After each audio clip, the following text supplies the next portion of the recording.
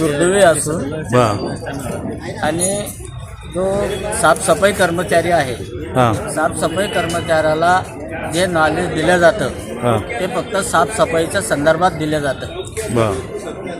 हे जे बॅनर काढणं दुसरे अनेक कामं करणं इलेक्शनमध्ये साफसफाई कर्मचाऱ्यांना कामाला लावलं होतं।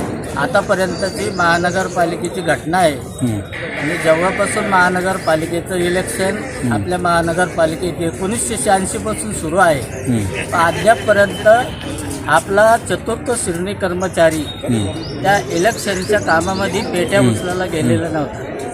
असे जे प्रकार आहे जे दबाव टाकून साफसफाई कर्मचाऱ्यावर दबाव टाकून वरिष्ठांचा त्यांच्याकडून काहीही काम करून घेते त्याच प्रकारे हा प्रकार आहे।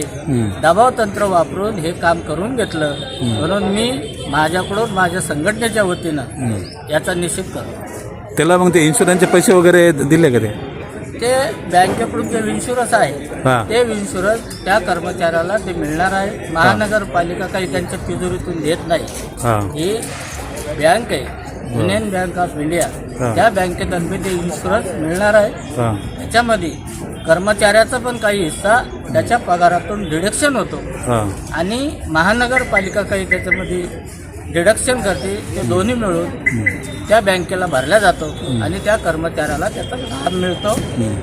आणि असा जो लाभ आहे आपल्या देशामध्ये असं लाखो लोक असे लाखो कर्मचारी त्याचा लाभ घेतात।